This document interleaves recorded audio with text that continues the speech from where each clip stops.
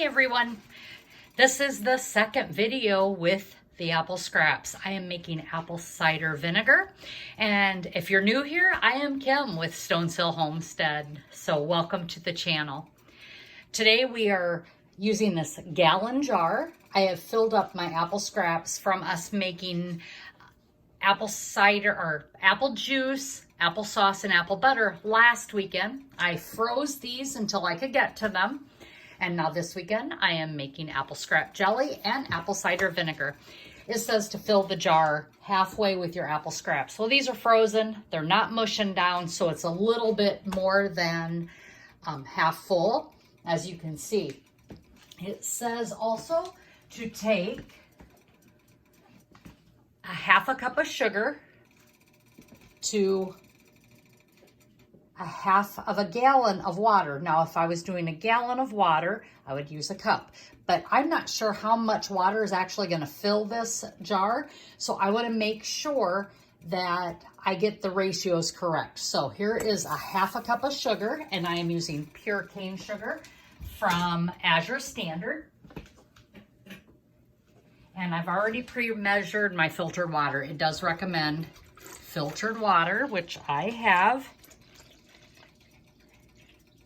And we have a whole house drinking water filter, so I am just using that. And here is my half a gallon. I'm filling up there. So 2 quarts of water. And I'm just going to pour this over these apples.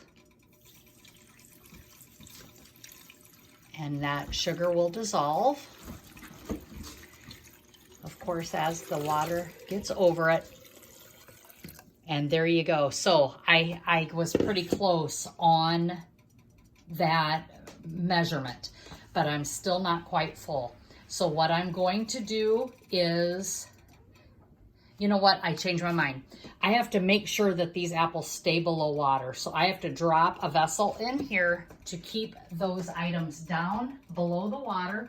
And I think that's just what I'm going to do. I have sugar down here at the bottom. I am going to reach down in there with my spoon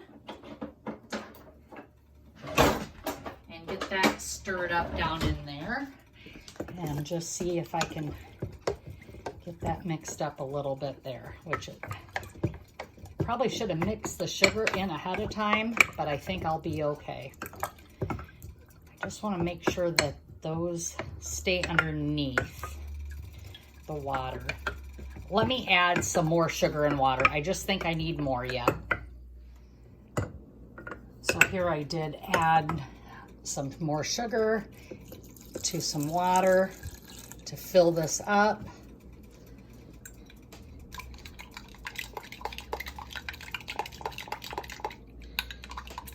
I just want to get all that sugar in there too.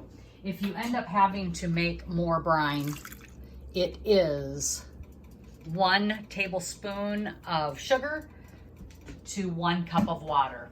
And that is what you need. And there we go. So I have enough now. I feel pretty confident that that's good. And this gets to ferment. So I'm going to grab a vessel now.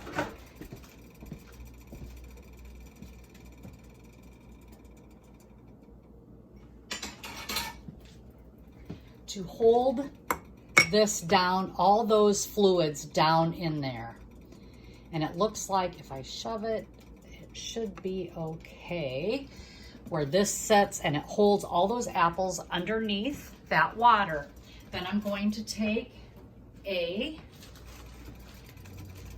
coffee filter and I'm going to put that over the top. I got a rubber band here, and this is how it's going to sit here for the next couple weeks. It needs to be able to breathe, and we don't want bugs getting in it. And now you see, everything is ready here, and it's gonna sit here and ferment, and we are gonna make some apple cider vinegar. Well, I wasn't quite sure what I was going to do with the remainder of my apple scrap jelly juice. I've already made 13 pints or half pints of apple scrap jelly. But I purchased some organic dried apple rings from Azure Standard, and I'm not real fond of them, but I don't want them to go to waste either. So what I think I'm going to do is I'm going to rehydrate them and either use them in an apple crisp or a baked oatmeal. We've already discussed the baked oatmeal. I think that's what I want to do, but I'm not quite sure yet. So I'm going to get them rehydrated, and when I decide, I will bring you along. So I brought that apple juice to a boil, and I'm just going to pour these dehydrated apples in here and let them rehydrate. They have a good flavor. I'm not going to say that these are bad apples. They're really good. People, and the reason I tried them was because I heard such rave reviews. They taste good, but my husband and I, we just don't eat them like probably children would, but we do enjoy them. So we're going to let those rehydrate. So I ended up deciding to make an apple crisp using those dehydrated or rehydrated apples, and it'll have a bottom like an apple pie. So I'm going to pour those apples in here.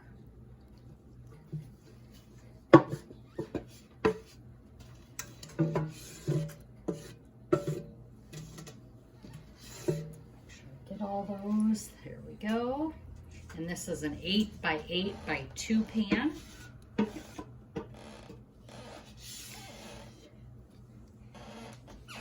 So now that I have those apples in there, I'm going to make the topping. So I'm just going to set this over here.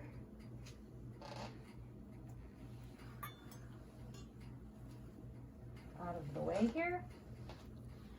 And grab my bowl. There we go. And I need 3/4 cup of brown sugar, a 1/2 cup of flour. I'm using my gluten-free flour. You also need a 1/2 cup of rolled oats. Now I am using my gluten-free rolled oats that I get from Azure Standard.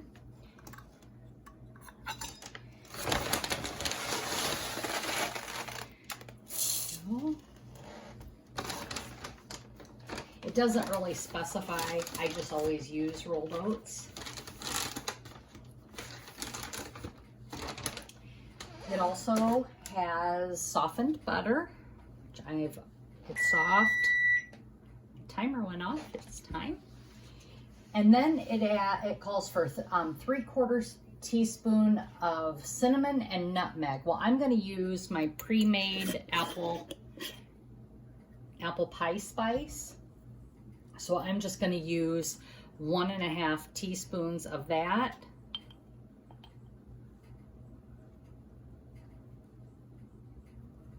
There we go.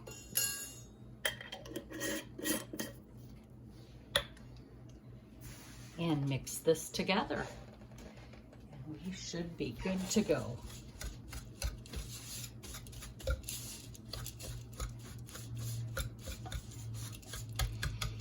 And this needs to be crumbly. And I grabbed a whisk, and I probably shouldn't have. So let me grab my spatula here. It was what I was using earlier, and I just grabbed it. And my butter's all stuck.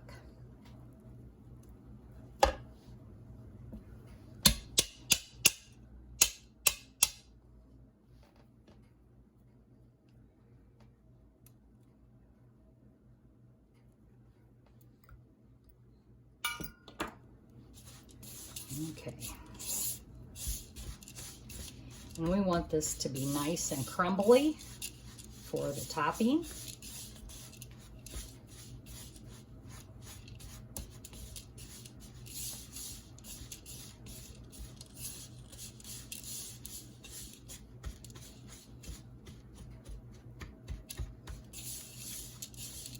Probably should have used my batter whisk. chop this all up.